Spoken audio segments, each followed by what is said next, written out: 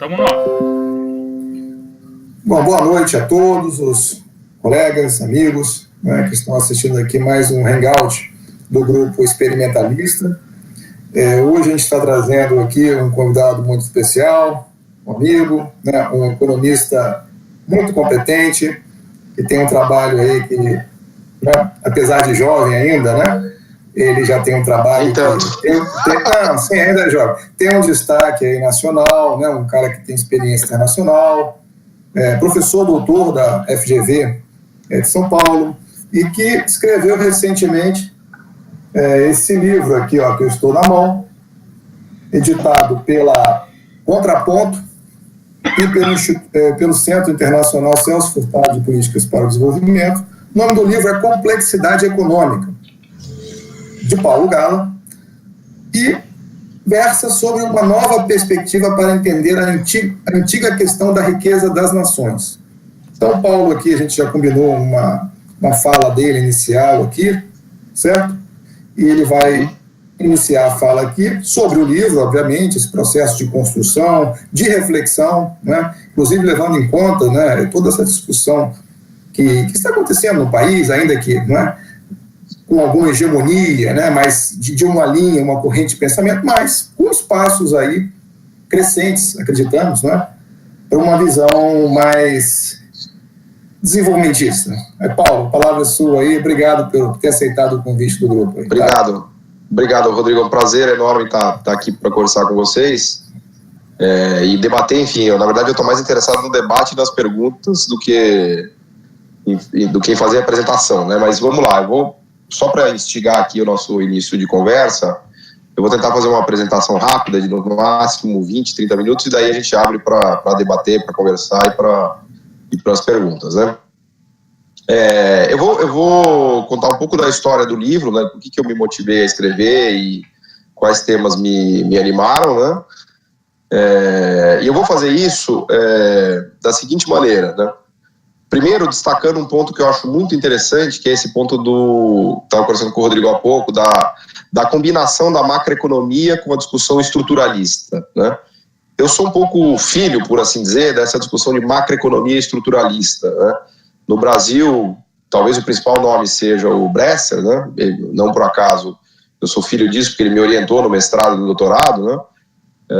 E a macroeconomia estruturalista procura combinar os elementos de macro, de discussão de câmbio, juros, do ciclo econômico, com a parte estrutural, de longo prazo da economia, de produtividade, de estrutura de empregos, de capacidades tecnológicas, de conhecimento produtivo, que é da velha tradição dos estruturalistas latino-americanos, né, o Prebisch, Furtado, toda a CEPAL, né, mas não só dos latino-americanos, também dos antigos economistas do desenvolvimento, né, do Nurks, do Myrdal, e de toda essa turma, né. A macroeconomia estruturalista, ela tem ganhado muita força lá fora também. Eu destacaria como nomes, principalmente o Gabriel Palma, que é um professor de Cambridge, que procura combinar esses elementos da macro e discussão estrutural, de estrutura produtiva, né. O Lance Taylor, em Nova York, na New School, é um nome muito importante. Inclusive ele orientou o Nelson Barbosa, que foi ministro da Dilma, né? Segundo ele, um dos mais brilhantes alunos dele de todos os tempos foi o Nelson Barbosa. Me lembro, tive muito contato com ele lá ainda em Nova York, em 2005, né? Aí outros, o José Antônio Ocampo, o Roberto Frankel na Argentina, enfim, tem muita gente nessa praia da macroeconomia estruturalista, e depois a gente pode mergulhar mais nisso se vocês quiserem, né? A macroeconomia estruturalista procura combinar os elementos de macroeconomia, de política macro, de curto prazo, por assim dizer, né, da discussão do ciclo, né, de câmbio, juros, política fiscal e assim por diante, com os elementos de longo prazo, ou que os economistas chamam de estruturais ou de produtividade, né, de capacidades tecnológicas, de conhecimento produtivo, né. Então isso é uma coisa, isso é a macroeconomia estruturalista, né. Eu vim mestrado, principalmente doutorado nisso, e sempre pesquisei e publiquei nessa área, né. E eis que um belo dia eu estava dando aula e me deparei com esse tal do Atlas da Complexidade Econômica, né? Que foi escrito por um físico, e agora eu vou contar um pouquinho da história desses físicos, desses econofísicos, né? Que foi o que me motivou a escrever o livro, né? Eis que eu me deparei com esse Atlas da Complexidade Econômica. Aliás, eu me lembro como se fosse hoje, isso foi uns 2, 3 anos atrás. eu estava dando aula lá na GV, eu dou aula à noite, e estava analisando o caso da Finlândia, se não me falha a memória. E estava estudando a pauta de exportação da Finlândia, dei um Google ali, Wikipedia, apareceu um mapinha, um tree map maravilhoso da pauta de exportação da Finlândia. Eu falei, puta, olha que negócio bem feito aqui. Na minha cabeça é muito claro, né? A Finlândia é rica porque ela exporta aqueles produtos. A Noruega, a Suécia é rica porque eles têm aquela estrutura produtiva capaz de produzir e exportar aquilo, né? E aí eu me deparei com aquela pauta e fui mergulhar naquilo. E aí descobri um negócio chamado Atlas da Complexidade. Eu falei, puta, olha que coisa bem feita. Os caras fizeram um banco de dados, Big Data, que tem todas as exportações de todos os países do mundo em qualquer ano, e fui mergulhando. Conforme eu fui puxando o fio da meada, eu falei, opa, esse daqui é um negócio que tem petróleo aqui nesse poço, né? Descobri esse chamado grupo de econofísicos, né? Quem são os econofísicos? E aí eu fui puxando o fio da meada, e quanto mais eu puxava, mais eu ficava impressionado, né? Basicamente são físicos que começaram a estudar economia desde lá de trás, dos anos 2000, e é engraçado porque eles são muito revoltados, esses físicos, né? Isso é uma coisa que me atraiu neles, porque basicamente eles têm uma perspectiva assim, olha, os economistas estão fazendo muita besteira, então vamos a gente físico entrar aqui para explicar para os caras o que tem que fazer, né? A agenda de econofísica tem um pouco essa... É curioso, depois eu posso dar o nome para vocês de vários econofísicos italianos. Os italianos são muito fortes nisso, né? Mas você vê a revolta, né? Acho que é porque eles estão sofrendo ali com a crise no sul da Europa, eles estão putos com os economistas, né? Mas me agradou esse tom dos econofísicos de revolta com os economistas, né? E eles começaram a entrar e fazer pesquisas com base de dados gigantescas, né? A tradição da física é essa, né? De Big Data, de usar bancos de dados enormes, e para estudar temas econômicos. Então eles começaram a mergulhar nisso, e um dos grandes destaques ou frutos dessa pesquisa foi o tal do Atlas da Complexidade Econômica, que eu me deparei com ele há, sei lá, 2, 3 anos atrás, e comecei a explorar e gostei tanto que acabei escrevendo esse livro, né? E o que é o Atlas da Complexidade? Basicamente, os físicos pegaram o Banco de Dados de Comércio Mundial, que tem dados desde 1960, 65 até hoje, dados ultra detalhados. Eu diria que é o banco de dados mais importante que a gente tem em economia, no sentido de volume de dados e de nível de desagregação, de granularidade, de vamos dizer assim, de longevidade, né, do ponto de vista de qualidade do banco de dados, né? Talvez o melhor e mais completo que a gente tem em economia, por um simples motivo, porque os países, ao fazerem comércio ao longo desses 50 anos, iam registrando aquilo. Então, a base, é a chamada base Comtrade, né? Para quem conhece essa base Comtrade, sabe que ela é uma base, um manancial de informações, né?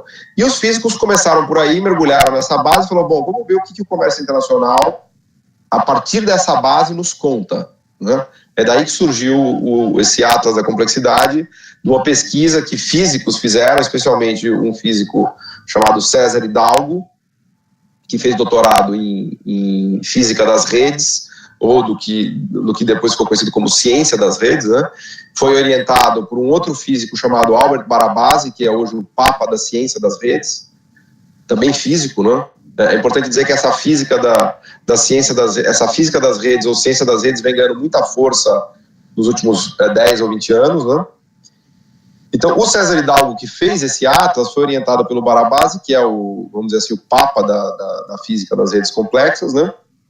E eles resolveram estudar juntos esse banco de dados de comércio mundial, os dois. Chamaram para isso o Ricardo Hausmann, que é um economista venezuelano, que se mudou já para os Estados Unidos há muito tempo, é professor de Harvard, da Kennedy School. Aliás, me faz lembrar da conexão com o Mangabeira, né? O Mangabeira, porque o Atlas da Complexidade, ele também é filho, por assim dizer, do ambiente de pesquisa da Kennedy School. Para quem conhece a Kennedy School sabe que os dois grandes nomes são o Danny Rodrik e o Hausmann, para nós economistas, e o Mangabeira está ali, né? Não sei exatamente como ele se encaixa, mas a minha impressão é que ele, vamos dizer assim, orbita, né, naquele centro de pensamento que é a Kennedy School, que é um centro importantíssimo de políticas públicas de não só de Harvard, mas para o mundo inteiro, né? E talvez pelo fato de eles estarem em Boston, inclusive o César Hidalgo acabou sendo transferido depois que ele concluiu o doutorado, ele foi trabalhar no MIT Media Lab, que é uma escola de mídia muito interessante do MIT, né? E aí, talvez por esse mecanismo, se aproximou do Hausmann, enfim, não me lembro, até preciso perguntar para ele o detalhe de como eles começaram a trabalhar juntos. Mas fato é que o Hausmann se juntou ao time desses dois físicos para estudar esse banco de dados de comércio mundial gigantesco, né? O Barabasi, o Albert Barabasi, o César Hidalgo chamaram o Ricardo Hausmann, e o Hausmann chamou um outro aluno de doutorado dele, que é o Klinger, se não me falha a memória, e os 4 assinam um paper em conjunto que foi publicado em 2007 na revista Science, que é o primeiro paper que eles fizeram a partir desse banco de dados. Bom, to make a long story short, né, encurtando tudo isso daí, o que me fascinou nessa história toda, quando eu comecei a mergulhar nessa discussão de econofísica, do Atlas da Complexidade, e fui ver o que os caras estavam fazendo, eu falei, pelo amor de Deus, isso aqui é exatamente o que os estruturalistas estão falando desde os anos 40, desde os anos 50. Ou seja, os econofísicos, com esse banco de dados gigantesco de comércio, chegaram a conclusões que as mesmas conclusões do Prebisch, do Furtado, do Nurks, do Myrdal, do Rosenstein-Rodan, de toda essa galera, que toda essa galera já dizia desde os anos 50, né? Então, para mim foi uma feliz coincidência. Eu falei, olha que legal, olha que interessante a gente olhar o negócio vindo da econofísica, que vamos dizer assim, empiria pura, né? Porque os caras não têm teoria, muito pouca teoria ali. Os caras vão mesmo na raça do banco de dados, né? Olha que legal tirar desse banco de dados empírico todas as confirmações, por assim dizer, do que diziam os estruturalistas latino-americanos, e não só os latino-americanos, como todos os estruturalistas, né? Inclusive os franceses, os ingleses e todos esses nomes que eu estava citando, né? E quando eu me deparei com isso, eu falei, puta, eu preciso escrever um livro para contar essa história, né? Não é, o espírito do livro é muito mais um espírito de divulgação, né? Não é um livro que tem um objetivo de breakthrough científico, nada disso. Eu escrevi papers, depois eu posso mandar a referência para quem quiser. Paper é aquela coisa que ninguém lê, né? Eu escrevi uns 4 papers, e estou com grande perspectiva de conseguir publicar esses 4 papers aí em journals lá fora, e aí sim eu faço avanços mais, vamos dizer assim, científicos, por assim dizer, né? Mas no livro não, no livro eu tenho uma postura, uma abordagem bem de divulgação, e a minha vontade, a minha ideia com esse livro era divulgar essa convergência, né? Essa convergência entre as ideias da econofísica, desses resultados empíricos que são absolutamente maravilhosos, né? E que confirmam tudo que o Prebisch, tudo que o Furtado, tudo que os estruturalistas lá de fora, e latino-americanos e brasileiros diziam, né? Então, no fundo é isso, né? Na verdade, o meu livro, eu me animei a escrever esse livro para divulgar essas ideias no momento crítico no Brasil, inclusive, né? Porque a minha visão é que no Brasil ninguém entendeu nada, basicamente, né? Especialmente os economistas mais ortodoxos, né? Eu brinco que a gente perdeu o bonde, os economistas sequer entenderam qual bonde que a gente tinha que ter pego, né? Mas depois a gente pode explorar melhor isso daí, tá? Então, tem esse lado da econofísica, que o livro ele é uma grande divulgação do que é a econofísica, e a econofísica é entendida principalmente como a física do Big Data, das grandes redes, né, das redes complexas, que surgiu a partir dos trabalhos do Barabasi nos anos 90 e início dos 2000, e junto com isso a macroeconomia estruturalista, né? Macroeconomia estruturalista que vem principalmente dos trabalhos do Bresser, né? Que eu mencionei aqui no Brasil, e também dos trabalhos lá de fora, de economistas principalmente de Cambridge, mas não só Cambridge, né? Eu citei Frank, o Gabriel Palma enfim, esses outros economistas também, né? Do exterior. E lembrando, né, que eu falei da macroeconomia estruturalista, a ideia da macroeconomia estruturalista é que vamos falar um pouco de novidades, né? Quais são as novidades disso tudo que eu estou contando, né? A primeira novidade da macroeconomia estruturalista é que ela procura combinar os elementos da macro de curto prazo com essa discussão de estrutura produtiva, né? Que é o que eu conversava com o Rodrigo agora há pouco. Em geral, os macroeconomistas, inclusive mais heterodoxos, não ficam muito com a coisa da moeda, crédito, juro, câmbio, mas não olham para a estrutura produtiva. E os economistas que mexem com estrutura produtiva, economia industrial, muitas vezes não olham a parte de macro, da dinâmica de câmbio, juros, fiscal, etc. e tal, né? E a proposta do Bresser e todos esses outros economistas que me atrai muito é de combinar as duas coisas, né? Não dá para você discutir estrutura produtiva sem falar da macro, não dá para você falar de macro sem falar da estrutura produtiva, né? E a complexidade econômica e a econofísica aparece como vamos dizer assim, o substrato empírico disso daí, porque o legal é que agora a estrutura produtiva tem um nome muito claro. A estrutura produtiva se chama complexidade econômica. Estou exagerando no raciocínio, né? A grande vantagem da complexidade econômica é que ela nos fornece um raio-x detalhado da estrutura produtiva dos diversos países. Tá? Não só a complexidade, a gente teve sorte de contar nos últimos anos com muitos avanços, inclusive a partir do trabalho do Roderick. Né? O Roderick tem feito um trabalho maravilhoso com aquelas matrizes insumo-produto, com aquele grupo de Groningen da Holanda, em que eles mapearam para 50 países todos os subsetores detalhados das matrizes insumo-produtos, inclusive não só valor adicionado, estrutura do emprego, enfim, conseguiram fazer um retrato do matricial comparável para 50 anos, para 50 países, muito interessante. Né? Então a gente também tem um raio-x de estrutura produtiva muito legal a partir desses mapas de emprego do grupo do GGDC, do grupo de Groningen, e a gente tem um mapa ainda melhor a partir da análise de complexidade. Né? Então eu brinco que no fundo os mapas de emprego e os mapas de complexidade são um raio-x, vamos dizer assim, constrangedoramente claro da estrutura produtiva de qualquer país em qualquer momento do tempo. Hoje, eu até lamento que os estruturalistas antigos não possam ter conhecido o Atlas, porque eles ficariam fascinados, porque falam, puta, agora tem uma ferramenta, um equipamento de raio-x maravilhoso para conseguir enxergar o que a gente sempre disse. Claro que eles enxergavam isso, tanto é que eles escreveram o que escreveram e disseram o que disseram. Né? O Prebisch, Furtado, o Nurks, o Myrdal, para eles está muito claro isso, porque eles, enfim, eram caras geniais, com o pouco de dados que eles tinham, eles já conseguiam ver isso, né?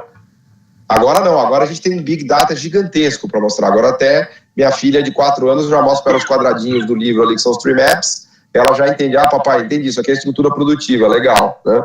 Hoje em dia ficou muito mais fácil entender isso, e foi por isso que eu me animei a escrever o livro, para divulgar essas ideias, divulgar essas ferramentas e divulgar esses dados, né?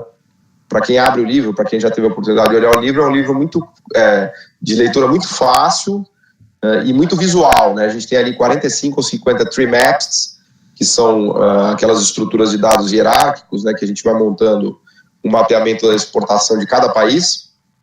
Então, tree map, a rigor a gente pode fazer um tree map para qualquer país em qualquer ano, né? Inclusive com qualquer subcategorização, né? Mas no livro eu destaquei alguns 45, 50 que eu acho mais interessantes, né? E vou mostrando ao longo do livro qual é a diferença de um país rico para um país pobre, né? Daí que vem a ideia do... Vou pegar um aqui, ó. Daí que vem a ideia do nova perspectiva para entender a antiga questão da riqueza e pobreza das nações, né? Porque olhando o tree map, você bate o olho, você já sabe quem é pobre e quem é rico, né? O Brasil é pobre. Por que o Brasil? O Brasil não é pobre. O Brasil é um país intermediário, né? É importante dizer que a gente está na tal da armadilha da renda média. A gente não é rico nem pobre, né? Por que a gente não é? Exatamente. Por que a gente não é rico nem pobre? Porque justamente a gente atingiu uma estrutura produtiva intermediária. A gente não completou o salto de sofisticação produtiva e de complexidade que nos levaria a um estágio de país rico. A gente parou no meio do caminho. Você bate o olho no tree map brasileiro, inclusive o algoritmo diz um número, ele ranqueia para 150 países já do mundo, e a gente está numa complexidade intermediária, hoje o nosso índice é 0. Lembrando que esses índices são normalizados de mais 2,5 até menos 2,5. Tá?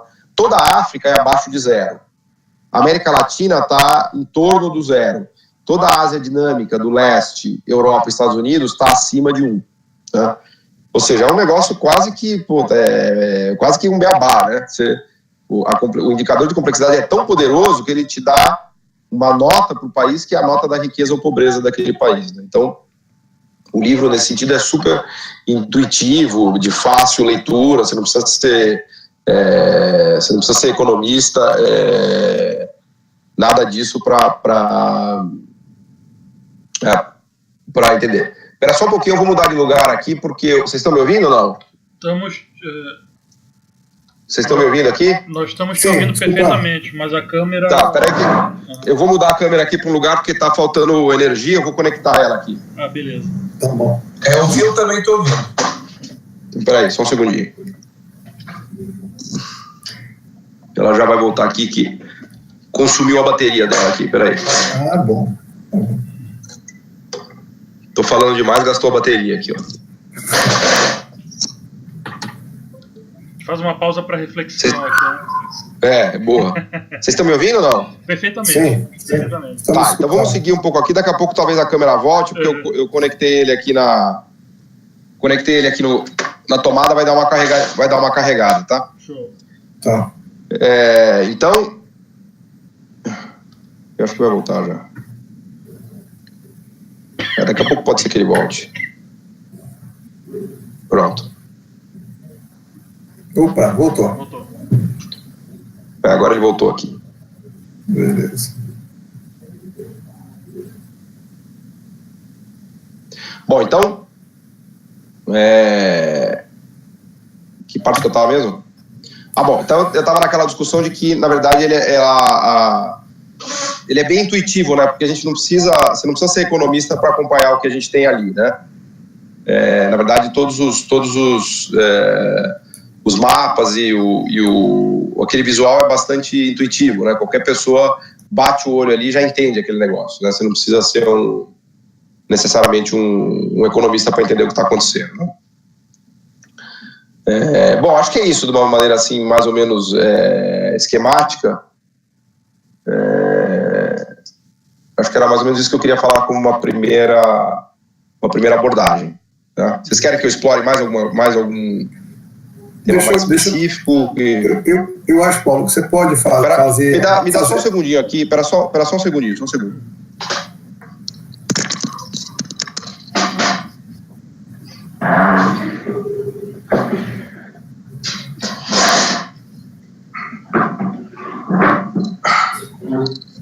Só vou dar uma de folgado aqui, ó. Vou dar uma de folgado porque eu tô cansado já. E aí eu fico sentado nesse sofá aqui que eu fico mais confortável. Pronto, agora sim. Ô, Paulo, legal a biblioteca aí, hein? Você vê que o que não falta aqui é livro, né? Tem até a escultura da minha mulher ali, aquele anjo no fundo. Bacana. Ô, Paulo, vê se você faz umas correlações agora, se você achar adequado, entre aquilo que a complexidade econômica mostra pelo algoritmo. Talvez caiba você falar um pouquinho sobre esse algoritmo, o que é esse algoritmo, né? Tá, É a tal da diversidade qualificada, né? Tá. Refinada, né? E fazer algum paralelo, uma correlação com questão de desigualdade, de renda média, né? Enfim, em síntese, né? Aquilo que se produz e exporta faz diferença, sim, no desenvolvimento da sociedade. Tá. Né? Então vamos mergulhar no que é o que eles caracterizam como complexidade econômica, né? O que é esse pulo do gato que eles usam aí no Atlas, né? Que interessa tanto para a gente, né? Então, o que eles conseguem fazer, né, para chegar nesses índices que eu estava explicando, né? Eu falei que tem um índice por exemplo, o índice do Brasil é 0, o índice de um país muito rico, que é o Japão, ou Suécia, é 2,5, o índice do país africano essa lua aqui está meio esquisita. E o índice do país africano é -1 ou -2, né? Então, como é que eles chegam nesses índices, nesses números, né? Que é o que eles chamam de complexidade econômica, né? E aí que está a beleza desse algoritmo do que os econofísicos fizeram, né? A partir desses bancos de dados, eles conseguem extrair uma dimensão que eles chamam de complexidade econômica. O que é essa complexidade econômica? É uma tentativa de definir o nível de sofisticação produtiva ou grau de sofisticação produtiva dos determinados países ao longo do tempo, tá? Então, dizer que um país é muito complexo significa dizer que esse país tem uma sofisticação produtiva elevada. Dizer que um país é pouco complexo economicamente significa dizer que ele tem uma baixa sofisticação produtiva. Tá? E como é que você faz isso, né?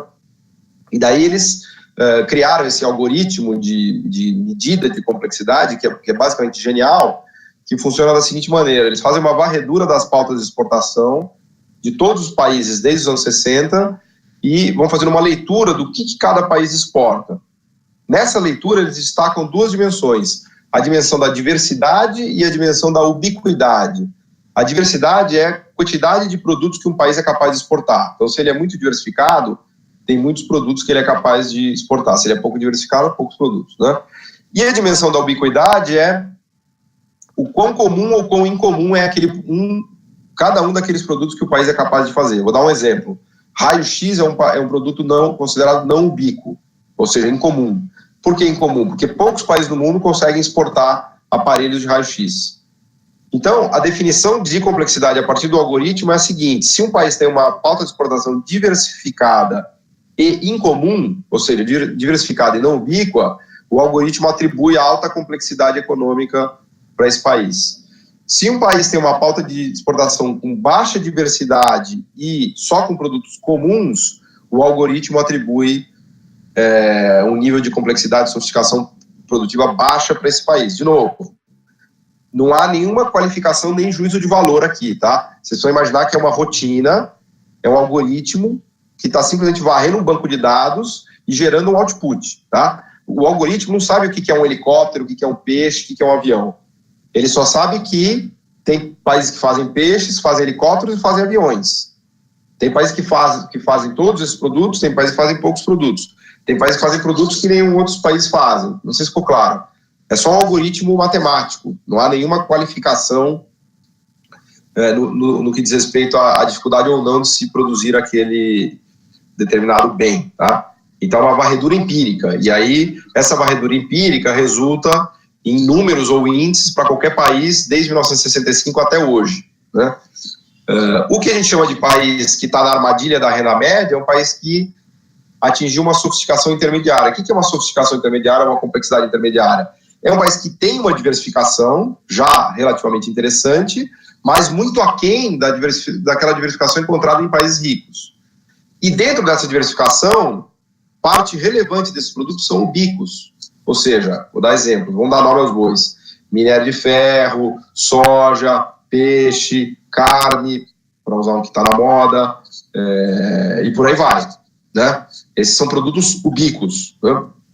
Então, a pauta de exportação brasileira é tipicamente uma pauta de exportação de país de complexidade intermediária, que tem produtos ubíquos, alguns não ubíquos, avião, carro, né? E uma diversificação intermediária, tá? Muito menor do que a do Japão, por exemplo. O Japão tem uma pauta super não ubíqua, super incomum, com uma diversidade absurda, né? No outro extremo, Gana ou Nigéria tem uma pauta com nenhuma diversificação, nenhuma diversidade, e só tem produtos ubíquos, petróleo, peixe, todo mundo faz, tá? Então, o algoritmo, ele traz esse output, e a correlação entre esse indicador de complexidade, sofisticação e renda per capita é gigantesca, né? Explica 70% das variações de renda per capita nos diversos períodos, né?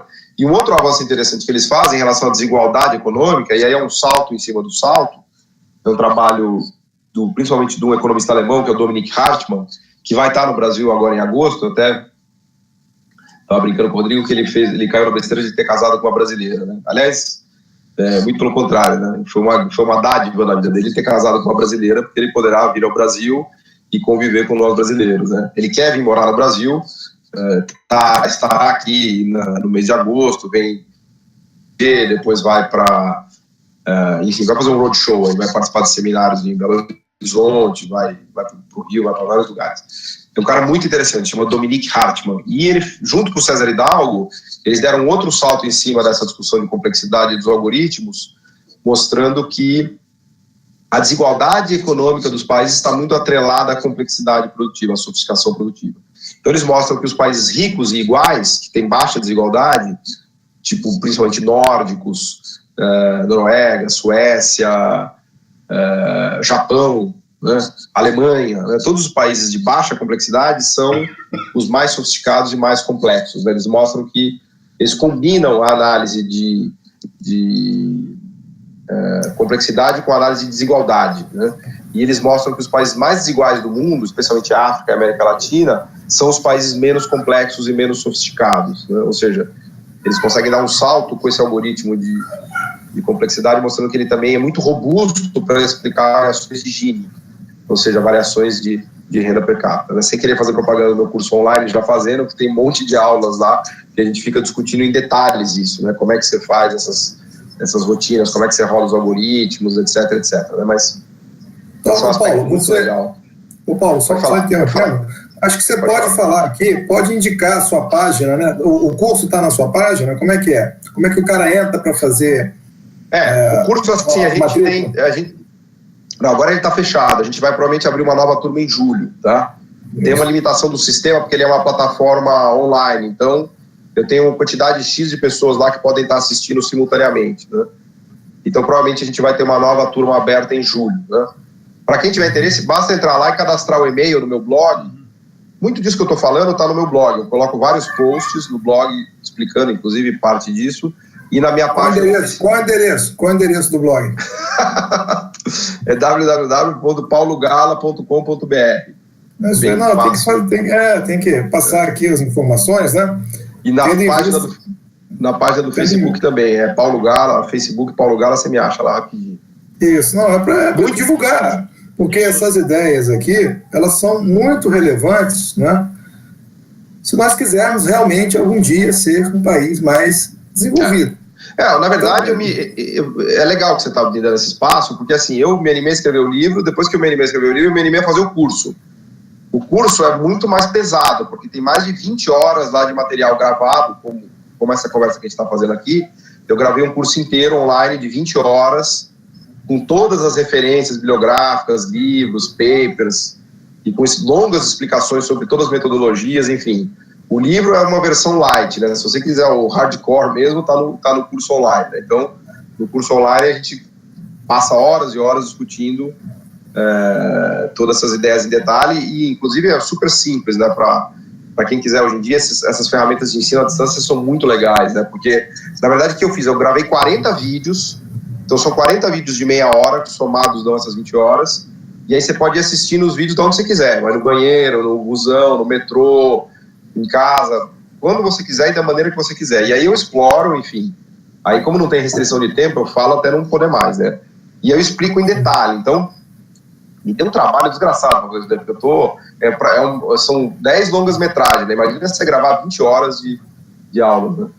Mas também me animei porque é um tema, é o que você falou, é um tema muito fascinante e que demanda, claro, um esforço para você entender tudo que tem ali, né? Eu queria, Davi, eu não vou falar muito mais, só quero colocar uma coisa que eu acho que é importante, que o Paulo já apresentou, e está no livro também, né, Paulo? Que diz respeito, quer dizer, o inverso do avanço da complexidade, né? Que tem a ver com a regressão, né, ou reprimarização da ponta exportadora brasileira, e a questão da desindustrialização, que talvez você pudesse falar um pouquinho sobre isso, desde aquele ponto lá, daquela curva e invertido que você mostrou, não é? No livro também, né? Dos anos 1980, né? Que eu acho que é importante falar nisso, porque o que está acontecendo? A gente fica no Brasil, às vezes você fica debatendo, e aí, assim, alguns economistas, né, ou cientistas sociais, de maneira geral, tudo é culpa do governo que acabou, né? Como se as coisas não tivessem uma trajetória, né? O conjunto da obra, na verdade, não é um conjunto da obra só de um governo. Quer dizer, tem coisas que vêm de mais longa data, e esses dados, os Big Data, da complexidade econômica, ele mostra isso de maneira muito clara. Quer dizer, o impressionante é a questão do bonde. Tem gente que não entendeu o que era um bonde e nem sabe que perdeu. Exatamente. E aí nós ficamos discutindo assim, né? Aí desculpa um pouco da minha lamentação, né? Se o teto do gasto tem que ser de 20 anos, tem que cortar na Previdência, tem que cortar no direito trabalhista, né? Quando a gente tem quer dizer, vamos dizer assim, a macro está equivocada, pelo menos, né, do ponto de vista que eu acredito que seja o novo desenvolvimentismo, porque eu leio aí, né, a gente lê, acompanha, né, os trabalhos do Loureiro, do Marconi, do próprio Brescia, né, para falar de outros colegas, e eles têm falado isso, e têm mostrado, né, quer dizer, falado e mostrado, escrito, né. Então, quer dizer, eu acho que é interessante você falar um pouquinho, né, dessa tal herança que vem de mais longe, quer dizer, o que vem acontecendo há muito tempo, e essa coisa, você vai, por exemplo, no debate da grande imprensa, quer dizer, assim, com todo o respeito, né, mas quem tem mostrado isso, eu vou usar somos nós, né, com pouco espaço, com um pedacinho, para irritação de muita gente, né? Eu acho que, assim, foi bom você ter mencionado, porque A questão da complexidade, ela ajuda a deixar claro que a gente perdeu o bonde, né? A gente vê nos dados, claro, que o Brasil, até os anos 80, ele estava na fronteira ali dos emergentes. Ele era o país que mais avançava em termos de complexidade dos emergentes, né? Estava na crista da onda, por assim dizer. Não era rico ainda, mas caminhava muito bem, né? Até cito alguns dados, né? Em 1980, a gente exportava 20 bilhões de dólares, enquanto Coreia e China exportavam 16 e 18 bi, né? A produção industrial brasileira em 1980 era maior do que da China e da Coreia somado, né? Hoje a China 2 trilhões de exportação, Coreia 700 bi e o Brasil 200 bi, né? Sendo que a nossa complexidade derreteu, a nossa complexidade afundou, e isso, os índices são muito interessantes para mostrar isso. E aí eu diria que não é só o último governo que acabou, não é só o Brasil, a América Latina inteira. A crítica é mais profunda ainda, né? Quem melhor faz essa crítica, a meu ver, é o Gabriel Palma. Aliás, tem um artigo hoje muito bom, se vocês quiserem ler o valor do Beluso e do Gabriel Galípolo, meus dois amigos, descrevendo um artigo recente do Gabriel Palma sobre o fracasso chileno, né? Porque é importante dizer que o Chile fracassou, o Chile não é um sucesso, pelo menos na cabeça do Gabriel Palma. Ele compara muito o Chile com a Coreia do Sul, né? Ele até brinca lá, ele fala, pô, enquanto a Coreia do Sul está disputando cabeça a cabeça dos mercados da Hyundai, com o último carro, com tela plana, com internet das coisas, indústria 4.0, Samsung roubando o mercado da Apple, no Chile os caras estão vendo se vai fazer o salmão com 3 vezes mais quantidade de antibiótico do que fazia 2 anos atrás, né? Ele basicamente esculhamba o Chile, mostrando que não houve sofisticação produtiva nenhuma, e daí a desigualdade chilena, segundo Palma, e não houve avanço de complexidade nenhuma no Chile, desde os anos 90, tá? Essa crítica dele, é bom a gente olhar o resto da América Latina também, porque não foi só o Brasil que deu errado, não, a América Latina também deu errado, né? E a complexidade ajuda a deixar isso claro, né? Porque o que a gente observou foi uma reprimarização geral da América Latina, e claro, isso tem muito a ver com a China acabou forçando a América Latina para essa vocação dela, né, agrícola e extrativista, que é a África, na verdade, né? Na verdade, isso aí é a África, né? Então, a gente está cada vez mais se aproximando da África do que da Europa e dos Estados Unidos, né? Então, a China ela deu 2 tapas na nossa cara, a China. O primeiro tapa foi que ela roubou a nossa indústria. E o segundo tapa é que ela forçou a gente a produzir commodities, né, e agricultura, né? Então, houve uma regressão violenta da sofisticação produtiva brasileira e da complexidade econômica brasileira e da América Latina também. E a beleza dos dados de complexidade é que eles mostram isso de maneira muito clara, né? Você bate o olho ali, você vê que a gente está andando para trás, a gente está regredindo, né?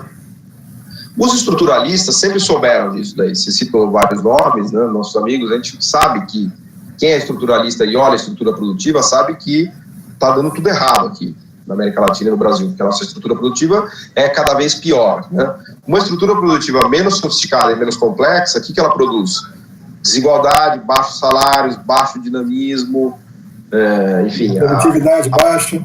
A baixa produtividade, exatamente. Quer dizer, a baixa produtividade nossa está na pobreza da estrutura produtiva, não está na incapacidade do trabalhador brasileiro, está na pobreza do sistema produtivo brasileiro, tá? Que perdeu capacidades produtivas e perdeu o domínio tecnológico.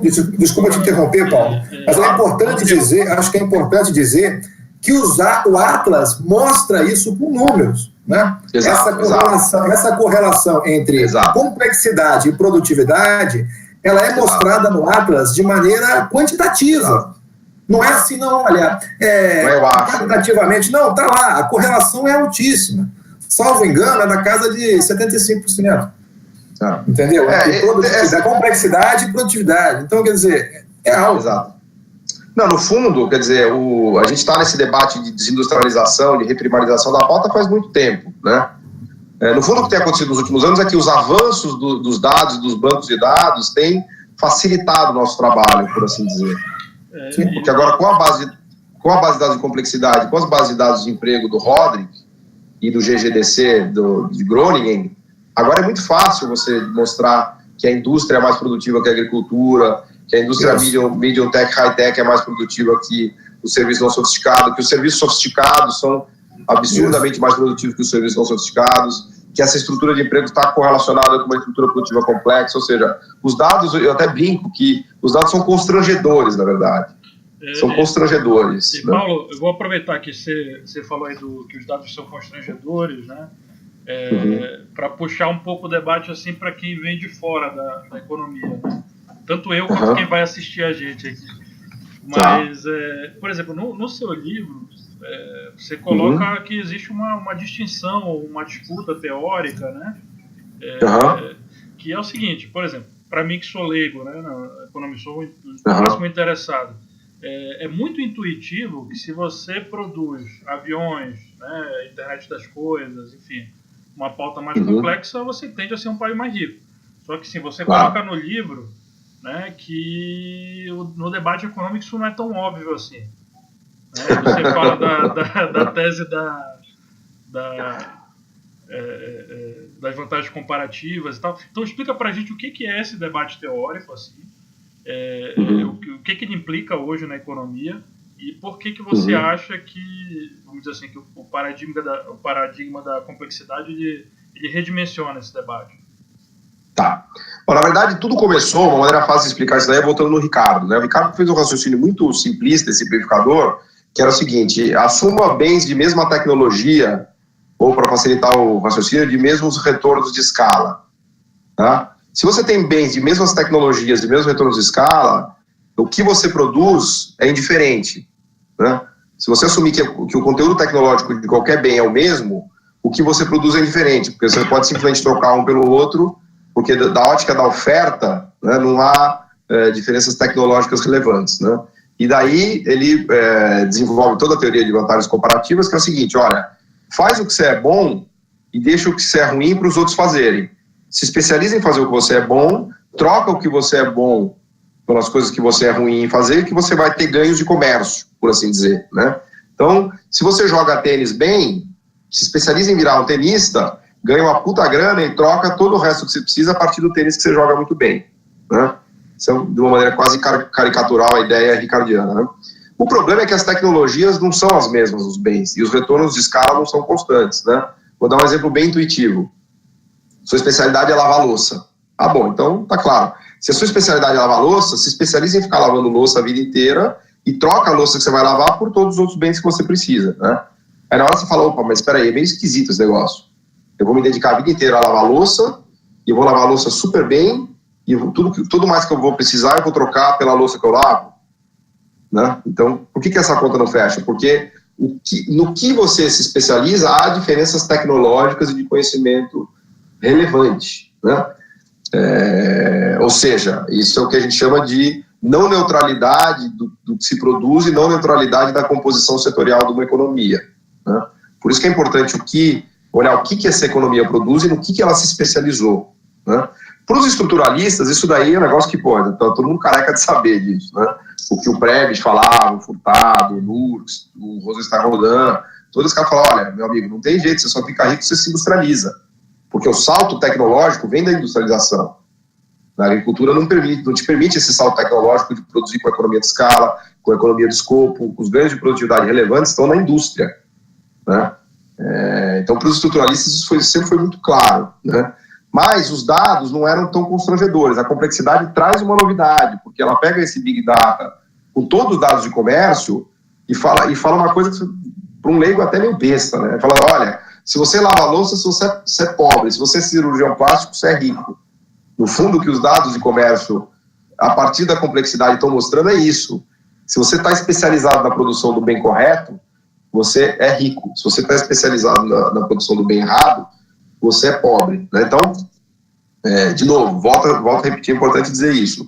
Os economistas do desenvolvimento, os estruturalistas, sempre souberam disso. Tá? A diferença é que agora a complexidade traz em Big Data de uma maneira elegante e arrumada, isso de forma muito clara, porque agora você pega a pauta de exportação do Japão e a pauta de exportação da Mauritânia, fala: entendi, esse cara aqui faz avião e carro e moto, esse cara aqui faz peixe, castanha de caju e novelo de juta.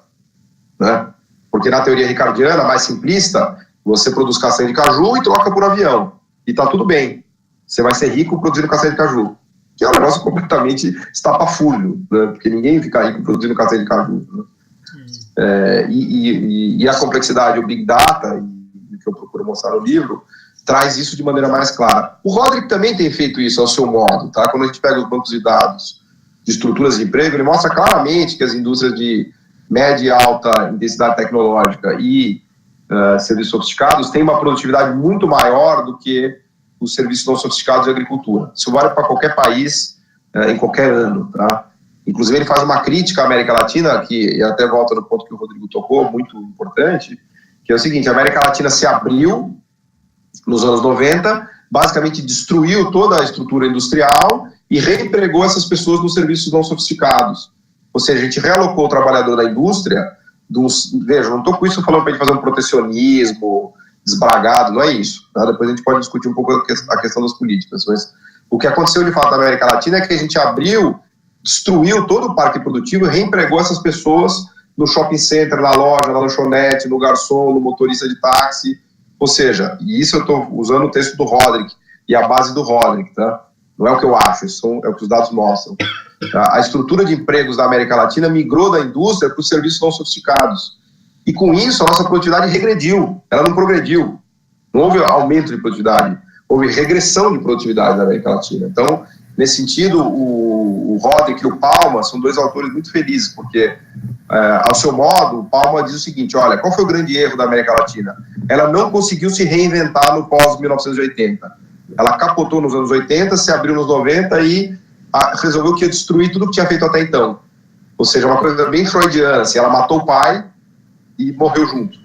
Ela não conseguiu entender o que tinha acontecido e se reinventar. A Ásia conseguiu se reinventar, porque a Ásia também foi protecionista, estimulou a exportação, fez tudo de errado, entre aspas, que a gente fez na América Latina, também fizeram na Ásia.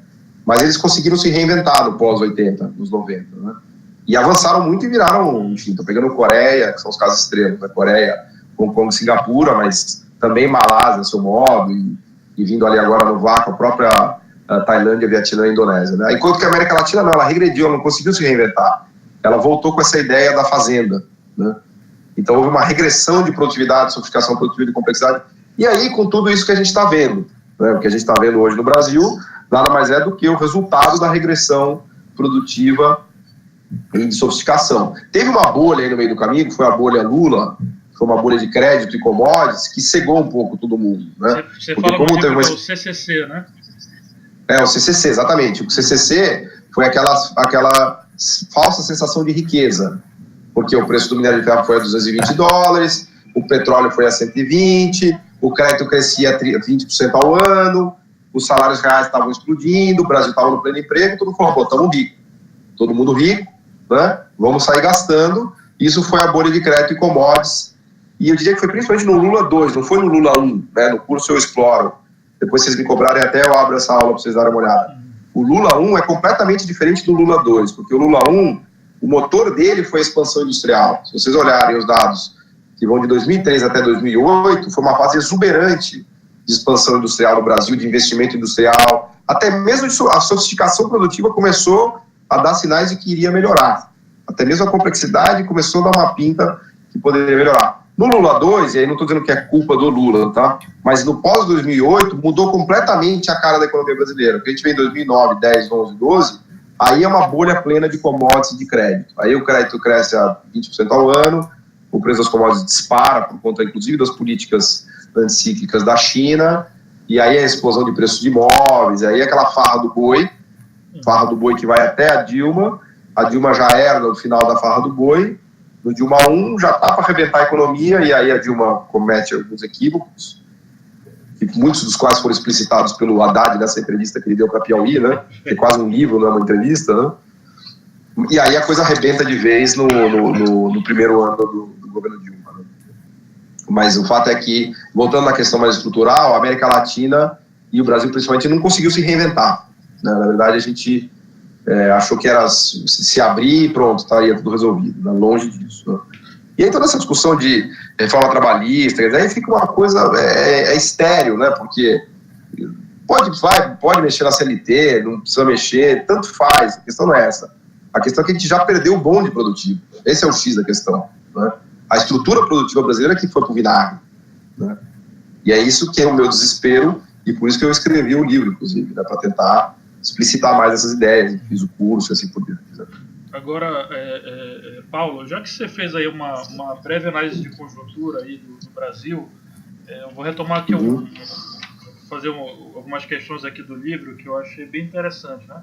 Porque quando você conclui assim, pela não neutralidade, você reconhece que você tem que fazer alguma coisa pro país parar de exportar banana e começar a exportar outra coisa, né? Então, assim, a gente não está falando só disso, mas está falando de intervenção estatal, né? Então, por exemplo, você cita as políticas exitosas de conteúdo local da China, você cita o Fundo Estatal de Desenvolvimento Tecnológico da Dinamarca. Você termina o livro com um decálogo, né, do Danny Roderick aí para a política industrial, né? Exato. Então você podia falar um pouco sobre isso, assim, o que o Estado precisa fazer? É claro assim, que isso é uma coisa muito contextual, né? Mas assim, o que o Estado precisa fazer? E eu acho que seria legal a gente comparar isso com a conjuntura, né? E o que o Estado no Brasil fez e tem feito, né? Porque quando a gente fala em conteúdo local, em política industrial, banco de desenvolvimento, hoje todo mundo sai correndo, né? Então, assim, o que foi que a gente fez que não deu certo? Eu acho que, para começar a responder, de novo, a gente está repetindo o mesmo erro dos 90, que é aquele erro do cara infantil, né? O que é o cara infantil? Ele sofre um choque, aquilo vira um trauma e o cara não consegue lidar direito com aquele negócio, né? Então, eu acho que houve excessos e alguns erros. A gente tem que amadurecer e lidar com isso daí, né? O que eu quero dizer com isso? Pega o Roderick, né? O Política Industrial para o século XXI. A posição que eu gosto é uma posição bem rodrickiana, né? Não rodriguiana, rodrickiana do Danny Roderick. Né? Ele tem uma posição intermediária, né? Nem tanto ao extremo do abre tudo, liberaliza e tal, que vai tudo funcionar, mas também não é o outro extremo do fecha, protege, que o Estado vai resolver, o Estado vai salvar. Né?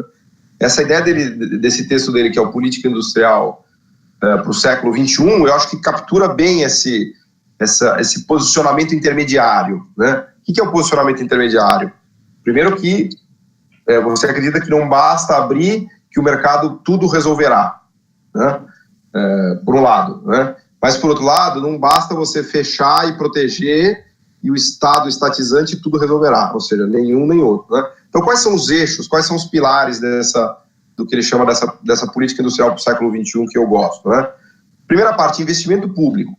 O investimento público tem um papel chave nisso, né? E aí eu cito, inclusive, no livro a Mariana Mazzucato, que eu acho que ela realmente escreveu o livro certo na hora certa, né? Inclusive, na capa do livro tem uma citação lá do Roderick, que é A Book Whose Time Has Come, né? Que ela pega na veia essa coisa da complementariedade entre Estado e mercado, né? Esses dias eu estava conversando com um amigo economista, ele falou, bom, Paulo, na verdade o capitalismo é uma parceria público-privado, os dois têm que operar juntos, né? É uma relação complementar, não é substituto, não é de substituição. Isso foi lá no Rio, o Carlinhos que falou isso. Isso, exatamente.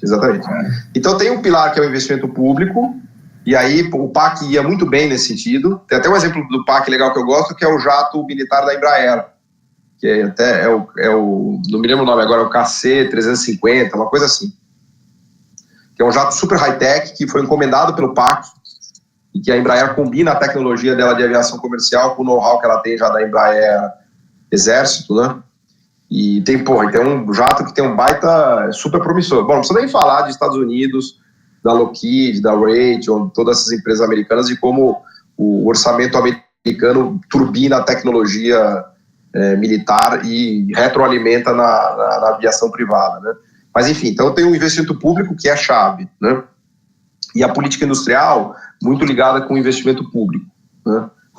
Eu diria que elas praticamente caminham juntos, né? E a política macro, aí eu daria um destaque grande para a política cambial, né? E eu acho que o câmbio é chave, a gente pode explorar um pouco a questão do câmbio se vocês quiserem, que eu acho que também é muito importante. Mas vamos colocar assim, de maneira esquemática, política cambial, política industrial e investimento público, tá? Nessa posição de centro, tá?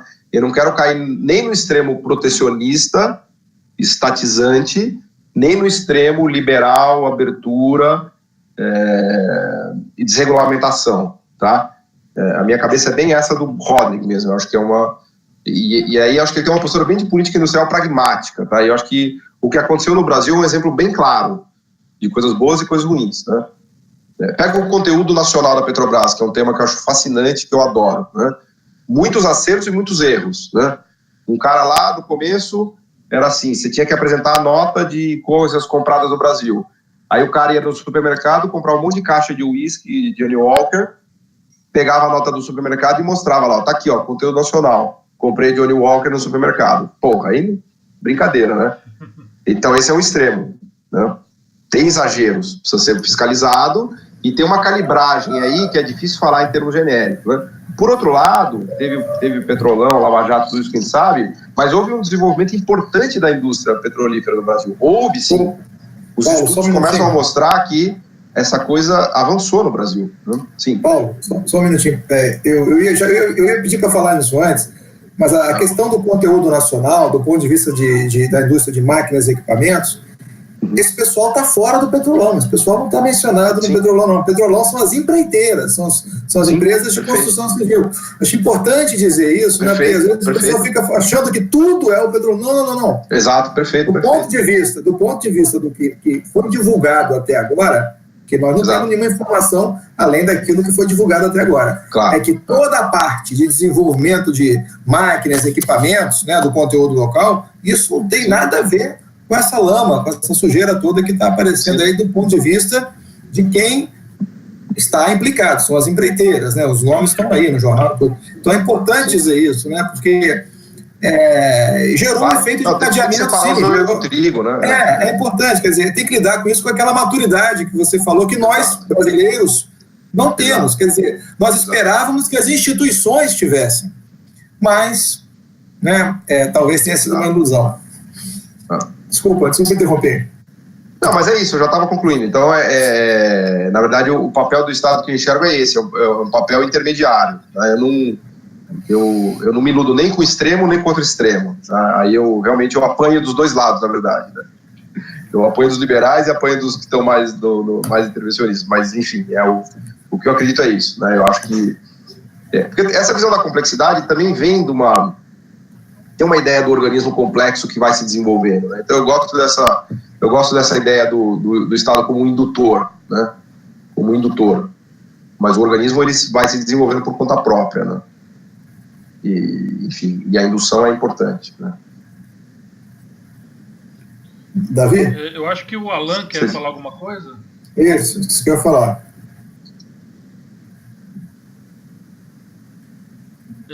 Alan, você não quer falar?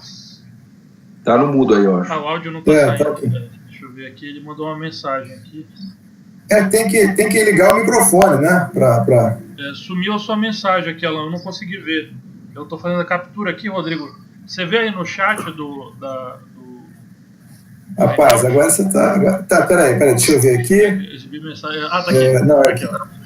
Falando na questão do jato da Embraer, como se explica, nessa perspectiva da complexidade, o Brasil ter na sua pauta de exportação fortemente commodities e jatos, por exemplo, com um gap aí no meio, como no caso dos veículos, pelo menos enquanto uma indústria nacional? Essa pergunta parece até que foi combinada, né? Porque o caso que eu mais gosto de explicar e que eu trato no livro longamente é o caso da Embraer, né? Que é um paradoxo, né? Porque a gente sabe fazer avião, mas não sabe fazer carro, né? A gente tem uma indústria nacional robusta, né? Que é modelo até, que é a Embraer, né? E aí, para responder um pouquinho de história, né? O que é a história da Embraer? Na verdade, eu uso a história da Embraer no livro como um belo exemplo daquela questão do Sistema Nacional de Inovação, né? O Sistema Nacional de Inovação, que tem papel-chave para gerar tecnologia endógena, né, dos países, tecnologia própria de cada país, né? Ele tem 3 pilares. Ele tem a parte da universidade, do conhecimento, né? Tem a parte da iniciativa privada, das empresas, né? E tem a parte do fomento do setor público, né? Então o setor público, na verdade, ele aparece tanto na parte de universidades quanto na parte de fomento, né? E a iniciativa privada entra desenvolvendo os produtos em si, né? É um belo exemplo do que a Mazzucato faz o tempo todo no livro, né? O iPhone é um exemplo disso, o Concorde, Airbus é um exemplo disso, e a Embraer é um exemplo disso, né? Da onde surgiu a Embraer? A Embraer surgiu da ideia dos militares que, num belo dia, acordaram e falaram: vamos ter que fazer avião no Brasil. Tem que fazer avião no Brasil por conta do espaço aéreo, temos que proteger o espaço aéreo, vamos fazer avião no Brasil. Os caras falaram: escuta, você está louco? Fazer avião no Brasil é impossível. Tem a menor condição da gente produzir avião no Brasil. E eles, não, vamos fazer avião. Aí fizeram o ITA, fizeram o CTA, trouxeram aqueles técnicos americanos. Primeiro era no Campo de Marte, depois foi para São José. Não dá para entender a história da Embraer sem o ITA, né? Então teve um investimento estatal pesadíssimo ali. A Embraer nasceu de dentro do ITA, né? Ela é filha do ITA, daqueles engenheiros que estavam sendo formados e treinados ali pelos americanos. Uma empresa basicamente estatal, né? Foi crescendo nos anos 70, 80, teve casos interessantes, né? Quase quebrou nos 80, início dos 90, e aí tem um outro papel interessante que foi o BNDES, né? Foi privatizada e ajudada pelo BNDES nos anos 90, e aí foi catapultada pelo sistema privado brasileiro, extremamente eficiente nesse sentido, né? Foi catapultada nos pós-2000 e virou essa gigante que é hoje, né? Ou seja, o caso Embraer é um exemplo maravilhoso dessa articulação público-privada, dessa parceria público-privada, né? Se os militares não tivessem feito o ITA, não tivessem feito todo aquele investimento com a Embraer estatal dos anos 70 e 80, não haveria avião no Brasil. Como, aliás, não há carros, que a gente seja capaz de fazer carros, né? Por outro lado, se ela não tivesse sido privatizada e, inclusive, ajudada pelo BNDES, ela não teria sido catapultada como foi, né? Porque hoje ela é uma empresa realmente world class, né? Então ela se valeu, inclusive, do mercado de capitais brasileiro, que é poderosíssimo, né? Isso é uma coisa que tem força aqui no mercado de capitais, né? Ela se valeu, inclusive, do mercado de capitais para se alavancar e conquistar o mundo, né? Hoje ela está ali na cola da Bombardier, querendo brigar cabeça a cabeça com Boeing e com Airbus, né? Então, a Embraer acho que é um belo exemplo do público-privado que deu certo no Brasil, né? E esse jato militar que eu mencionei, que o PAC financiou, foi mais de R$1 bilhão, se eu não me engano. Tem tudo para, enfim, eu não sou especialista em indústria aeronáutica, tá? Eu estou usando isso como um economista pegando um estudo de caso, mas pelo que eu li, esse jato militar, na verdade é um cargueiro militar, né, esse KC-350, é um cargueiro militar de alta versatilidade, né, que pode funcionar muito bem. Parece que tem um mercado promissor aí, que é um nicho promissor que a Embraer detectou, né? Então acho que é um belo exemplo, acho que a Embraer é um belo exemplo desse público-privado que dá certo, né? E Paulo, deixa eu te fazer uma pergunta, aproveitando essa questão, que é a seguinte, acho que lá para o final do livro você coloca um exemplo do Hausmann, né, que ele faz uma metáfora que o desenvolvimento você tem que imaginar uma floresta, né? E que, vamos dizer assim, um macaco, para ele sair de uma árvore pequena, ele vai para uma grande que esteja perto dele, ele não consegue ir para uma do outro lado da floresta. Isso. Como é que isso entra nesse exemplo da Embraer? Assim, porque... Isso é um exemplo que eles então, usam. Deixa eu complementar a pergunta para você falar sobre aquele dado do Atlas que fala de coexportação. Isso. Se você consegue produzir alguma coisa, isso está próximo de outra coisa que você também tem capacidade para produzir, né? Ainda que com algum esforço adicional de conhecimento, né? Acho que é interessante pegar essa pergunta do Davi e colar nessa questão, né, do Atlas. Perfeito. Isso é o que eles chamam, o Hausmann chama isso daí de vantagem comparativa adjacente, né? Vantagem comparativa adjacente é aquilo que você quase é capaz de fazer, né? Então, por exemplo, se você produz motor de carro, com um pouquinho de esforço você vai conseguir fazer um motor de barco. E com um pouquinho de esforço você vai construir um motor de moto, né? Porque a engenharia que você precisa é próxima, as estruturas, o maquinário que você já tem no seu sistema produtivo são próximos, né? Isso eles constroem uma rede até que eu explico um pouco no livro, que é uma rede de capacidades produtivas, que é esse espaço das árvores e dos macacos que você falou, né? O espaço das árvores e dos macacos, na verdade, é uma rede, no sentido de ciência das redes, que eu falei no começo do papo, né? É uma rede de capacidades produtivas, né? Só que as capacidades produtivas tem algumas que estão próximas e algumas que estão distantes, né? Por exemplo, as capacidades produtivas de motor do tipo A, B e C estão próximas. A capacidade produtiva de fazer avião está um pouco mais distante.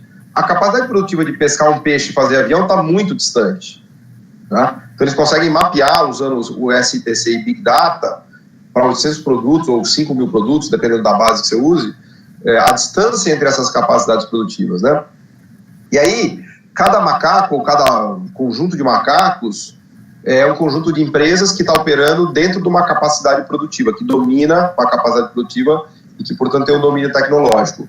E esses macacos, eles são capazes de dar pulos em árvores próximas, ou seja, é um macaco que fazia um motor de carro, faz motor de barco, eventualmente vai conseguir fazer uma turbina de avião, um motor de moto, então eles vão habitando aquelas árvores que estão ali próximas, né? E o ponto-chave do Roderick e do Hausmann é que esse espaço produtivo ele é truncado, né? Ou seja, o macaco não consegue pular de fazer peixe para fazer avião. Ele vai ter que fazer peixe, vara, barco, motor, para aí chegar no avião. Então, esse espaço ele não é contínuo, ele é truncado, né? Porque as empresas a empresa não vai conseguir migrar de um negócio aqui de exportação de petróleo para fazer um carro de última geração, né? Se isso é verdade, a difusão técnica é truncada, que é uma coisa que os estruturalistas já falavam. Você não tem uma difusão técnica, tecnológica, fluida. Ela é truncada pelos conhecimentos que aquele sistema produtivo tem, né? E tem um monte de dead ends, né? Vamos dizer assim, de beco sem saída, né? O sistema produtivo ele vai batendo em beco sem saída e dali ele não sai mais. A iniciativa privada não tem força por si só para dar o salto, para sair daquele beco sem saída e produzir outras atividades, né? E, no fundo, o que eles mostram com a complexidade é que o país rico é um país que domina muitas atividades, especialmente aquelas do core, né? Dessa rede de capacidade produtiva, né? E que tem macacos habitando essas árvores mais frondosas do centro, né? Para lembrar do centro-periferia, né? Os macacos da periferia, né? Que estão com essas tecnologias da periferia, não conseguem chegar no centro e, no máximo, eles vão pulando de uma commodity para outra, né? E aí tem um papel-chave da política industrial. Isso é muito legal, porque o Hausmann, ele usa essa ideia da política industrial para explorar a vantagem comparativa adjacente. Ele chama de oportunidade produtiva. E aí ele vê um papel para o governo, para o setor público, para as instituições de representação, associações, etc., para articular o setor privado, para ajudar ele a desenvolver essas novas capacidades, né? Eles até têm um paper que eu gosto muito, que é o desenvolvimento econômico como autodescoberta, né? Eu até brinquei aí num dos vídeos que eu postei no meu blog, que é a psicanálise do desenvolvimento econômico, né? No processo de desenvolvimento econômico, um país vai descobrindo novas habilidades, novas capacidades, e é isso que traz riqueza, que traz lucro, ganhos, salários, e etc, etc, etc, né? Mas não é fácil, é um mercado muito competitivo, concorrência monopolística, os nichos estão tomados. Se desenvolver não é para quem quer, é para quem pode, é muito difícil, é uma briga de foice, né? A política industrial, com essa ideia de vantagem comparativa adjacente, conecta com essa coisa dos macacos, né? Então, eventualmente o setor público pode ajudar os macacos a pularem para outras árvores, né? Tentar induzir os macacos para eles... Vai ter erro, né? Isso é importante. O Roderick fala muito disso, eu gosto. Fala igual fundo de private equity. Fundo de private equity faz 10 investimentos, 7 quebra. É da indústria do private equity, né? Mesma coisa da política industrial. Ele fala, se a política industrial estiver errando pouco, isso é um mau sinal. Isso é um mau sinal, sinal de que ela não está usando o suficiente. O que ela precisa é no que acertar, ela tem que acertar. Se só errar, não adiantou nada, né? Porque também tem uma discussão aí que é o seguinte: a política industrial dá errado, então não vamos fazer. Não, a política industrial pode dar certo, porque a crítica ortodoxa vai muito nessa linha: política industrial dá errado, então não vamos fazer. Escuta, dizer que política industrial pode dar certo não significa dizer que política industrial dá certo, né? Uma coisa não segue da outra, né? Tem 2 exemplos, esse negócio da Embraer que eu falei, tem um trabalho interessante no Cambridge Journal of Economics, que eles estudam a história da indústria aeronáutica na África do Sul, na Indonésia e no Brasil. E eles mostram que na Indonésia e na África do Sul deu tudo errado. Quebrou, foi um desperdício de dinheiro público. E no Brasil deu certo, né? Ou seja, é inerente à política industrial isso daí. Não tem mágica, né? Não é uma questão de você escolher os campeões, é uma questão de você descobrir as capacidades, né? Pessoal, alguma pergunta mais? Alguma questão? Eu falei uma pergunta que diz respeito a valor agregado do produto em política industrial. Tá. Quando o Brasil é um país que tem uma cesta de produtos de exportação não tradicionalmente de baixíssimo valor agregado. A gente exporta minério, exportou café, soja, parece que todos os nossos ciclos são de produtos basicamente extração. Como é que você vai dessa cesta para uma cesta de maior valor agregado? Como é que você vai de minério para várias alternativas à Embraer e não ter a Embraer como nosso único grande exportador de grande valor agregado? Eu já vi o Bresser argumentando que uma ideia é você tributar a saída. Você pega esses produtos que a gente tem vantagens comparativas enormes, são produtos de baixo valor agregado, seja minério, seja soja, você começa a tributar na saída para, de alguma forma, subsidiar produtos de maior valor estratégico. Mas como é que você faz isso? Assim, qual é a estratégia? O câmbio é uma primeira linha de ação, né? Quando o câmbio está muito apreciado, basicamente você mata toda a indústria que não as commodities, né? Por isso que o Bresser, o Oreiro, o Marconi, todo mundo fala do câmbio todo dia, né? Porque o câmbio apreciado realmente ele é mortal. Até o Bresser tem essa ideia do câmbio de equilíbrio industrial, né? Que eu acho que é muito interessante, que é aquele nível de câmbio que deixa as empresas do estado da arte poderem produzir e exportar, né? Então, não deixar o câmbio apreciar é o primeiro passo, né?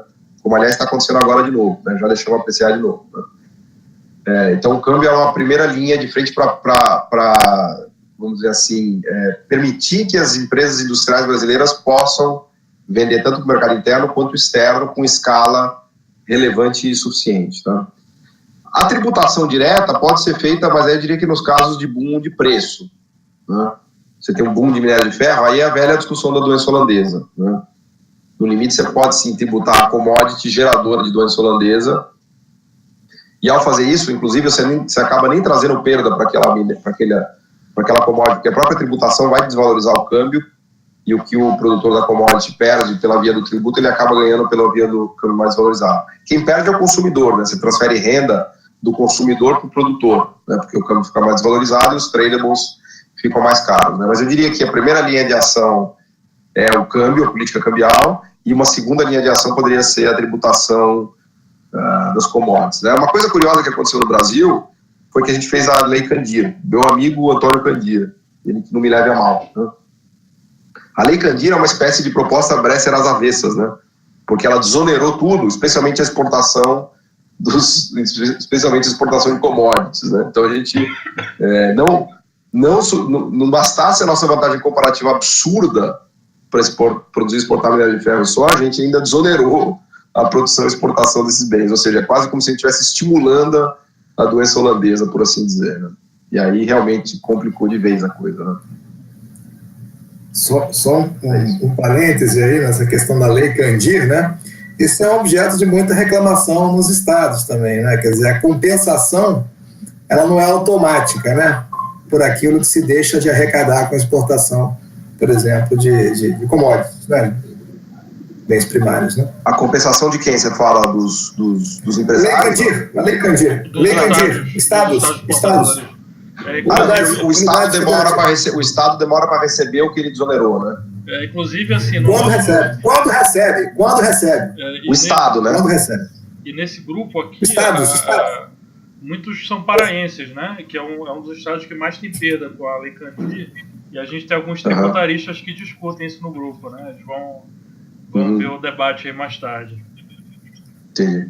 É aquela coisa que eu estava falando do estado indutor, né? O Pará é um estado doença holandesa, né? Nada contra os paraenses, aliás, eu adoro o Pará, tem um monte de familiares morando aí. Mas é muito difícil. Como é que você vai construir uma estrutura produtiva no Pará que não seja extrativista? Você tem uma vantagem comparativa absurda, né? É um desafio hercúleo, né? Realmente muito difícil, né? Rodrigo, você tem mais alguma questão? Não, eu queria ver se os outros colegas aí do grupo que estão aqui, né, no ambiente, se eles colocam mais alguma questão. O Rodrigo me pergunta todo dia já, ele já perguntou tudo já. Eu tenho mais algumas questões aqui. Acho que Você já falou assim lateralmente, mas eu vou insistir nessa questão, que eu acho uma questão interessante, né?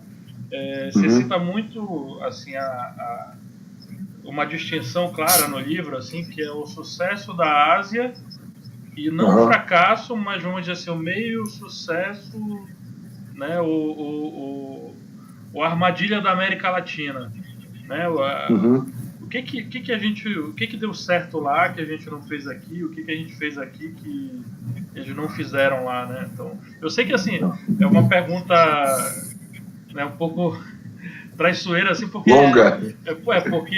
Porque assim, cada país é uma realidade, né? Mas se a gente fosse traçar um paralelo amplo, assim, Opa. Ô Paulo, nessa pergunta do Davi, acho que é importante não esquecer da variante histórica e geopolítica também nessa questão entre a América Latina e leste asiático. Até a China, até a incorporação da China nessa dinâmica capitalista de zonas de processamento, zonas especiais, zonas econômicas especiais, né, de exportação e tudo. Então tem tudo a ver também com uma época de Guerra Fria, não é, de cerco à União Soviética, quer dizer, a Coreia do Sul, né, ela pode fazer coisas que o Brasil não pôde, né? O Japão também, ao Japão foi permitido fazer coisas, né? Os rigores, né, inclusive de instituições multilaterais, né, foram diferentes. Eu acho que tem a parte, obviamente, de política industrial, onde se acertou, né, entre aquilo que o Roderick fala da cenoura e do bastão, né, que você bota a cenoura, mas também bate com o bastão. Tem a questão do câmbio também, que você estudou lá, você escreveu um artigo, né? Foi uma pesquisa que você fez lá em Cambridge, não é isso? Sim, exatamente. O câmbio também tem importância, mas tem uma questão também, não é? Que aí é de hard power, né? Quer dizer, geopolítica mesmo. Quer dizer, o fato de nós estarmos na América Latina é diferente, mas... quer dizer, acho que essas coisas assim, a gente fica às vezes... A gente não entra nisso, a gente fica muito macro, né? Muito estruturalista, e às vezes esquece dessas questões históricas e geopolíticas, que influenciaram muito também, né? O caso da Alemanha, reconstrução da Alemanha. Desculpa, Davi, pegar esse negócio, mas eu tenho recebido muitos WhatsApps de amigos que falam que, poxa, com essas empresas brasileiras, por conta desses escândalos, né? Aí eu pergunto para os caras, mas a Volkswagen é de 1936. Vocês sabem quem era o governo da Alemanha em 1936? Você pega no escândalo aí de poluição, né? Sim, você viu a Angela Merkel batendo na Volkswagen? Não, ela foi defender, foi falou que aquilo era um problema localizado, não era um problema genérico, né? Para citar outros países, por exemplo, a Itália, as empresas, grandes corporações italianas, né, estiveram junto lá, naquele momento. Agora, né? na Coreia do Sul, né, ele envolveu também a relação entre empresas e Estado também, né? Então, nós não somos uma ilha aí, né? Eu só queria falar, porque às vezes a gente fica indignado com algumas coisas e tudo, como se isso fosse uma exceção, isso não fosse basicamente parte dessa PPP, ainda que, né, a gente não defenda coisas absurdas, tá certo? Perfeito, respondeu, já te agradeço, até porque eu já estou cansado, não estou conseguindo elaborar. Mas só agregar, assim, toda vez que eu vou falar da questão macroestruturalista, me puxa a orelha do geopolítico, então tá perfeito, o que o Rodrigo falou assim embaixo. Eu só agregaria uma questão das commodities, tá? Que a Ásia não é rica em commodities, a Ásia do Sul, sim. A Indonésia, Malásia e Tailândia são mais parecidas com o Brasil e a América Latina. A Ásia do Norte, não, né? Japão, Coreia do Sul, Singapura é rica, mas principalmente Taiwan, Coreia do Sul e Japão, e China, bem menos, né? Então, isso também ajudou a vida deles, né? Eles foram convidados a se desenvolver, conforme o Rodrigo colocou. Não tinham esse mal da doença holandesa ou da mudança dos recursos naturais, né? E calibraram bem a política industrial também. E as elites, e aí o Gabriel Palma insiste muito nisso, né? Tem até o indicador do quanto que a elite retorna para o sistema produtivo em termos de inversão de produção, de fato, né? Que o Palma tem uma birra com as elites latino-americanas que eles falam que elas retiram muito e não investem nada de volta no sistema, né? Enquanto que na Ásia, sim. A inversão, ele tem uns dados, lá precisa levantar, não me lembro de cabeça, mas o investimento dos mais ricos na Ásia é bem maior do que na América Latina, né? Ou seja, o sistema produtivo asiático é muito mais robusto, né? Enfim, a Ásia foi muito mais inteligente em cultivar, além de ter sido convidada, ela foi muito mais inteligente de de ter cultivado o sistema produtivo nesse contexto, né? O sistema produtivo asiático hoje é de ponta, para não dizer que é melhor do que o americano e o europeu. Para quem esteve recentemente na Ásia, sabe que eu estou falando dos aeroportos, da infraestrutura, das capacidades produtivas e assim por diante. Tá, tá bom, pessoal? Acho que já estamos meio avançados aqui, já acabou meu gás. Paulo, a gente queria te agradecer muito aí, acho que foi um papo muito bacana, obrigado, muito instigante, né, que a galera vai assistir aí, vamos discutir depois, vai ficar no YouTube, né? E eu acho que é só o início aí do nosso diálogo. Legal. Me copia lá no Facebook, quando estiverem me batendo muito, você me copia para eu me defender lá, que eu entro me defendendo. Daí. Pode deixar. E aí, assim, agora eu vou fazer o curso, acho que outros colegas também, aí a gente vai continuar o diálogo. Tá, legal. E aí, boa, com certeza. E você e o Rodrigo já estão conversando aí, então vamos continuar o diálogo aí, né? Rodrigo, será um prazer, vamos lá. Você quer fazer algum comentário final aí? Fazer as vezes da despedida da casa aí? Eu agradeço, né, o Paulo ter aceitado o convite aqui para esse bate-papo aqui com os experimentalistas. Acho que foi muito oportuno, as questões gerais, né, e algumas específicas também foram abordadas. O livro, eu recomendo o livro, acho que o livro é vamos dizer assim, ele é um manual, né, Paulo? Um manual contra mistificações e enfim, besteirões gerais. É um livro que enfim, os dados assim batem na gente. A gente abre a folha, o dado parece que sai da página e bate na nossa cara. Fica mostrando lá, quer dizer, a gente conhece, lê, estuda teoria, né? Eles confirmam, não é? E ao mesmo tempo nos trazem preocupações por tudo aquilo que nós estamos tendo que viver no nosso cotidiano, não é? Nesse descaminho que tomou conta do país, né? Então eu agradeço, Paulo, um abraço, né? Boa sorte lá nos seus eventos do Rio, na quinta-feira, tá certo? E a gente continua na conversa aí. Legal. Bom, eu que agradeço a oportunidade e estou à disposição aí. Vamos continuar essa conversa pelos meios digitais e pelo mundo virtual, né? Beleza. É isso aí. Beleza. E, valeu, obrigado, gente. Um abraço. Tá aqui o livro, viu, gente? Complexidade Econômica, boa, aqui do Paulo Gala, para quem quiser aí depois dar uma olhada com mais calma aqui no que a gente conversou, né? Então é isso, boa noite. Até mais, pessoal. Obrigado. Um abraço, boa noite para todos. Obrigado.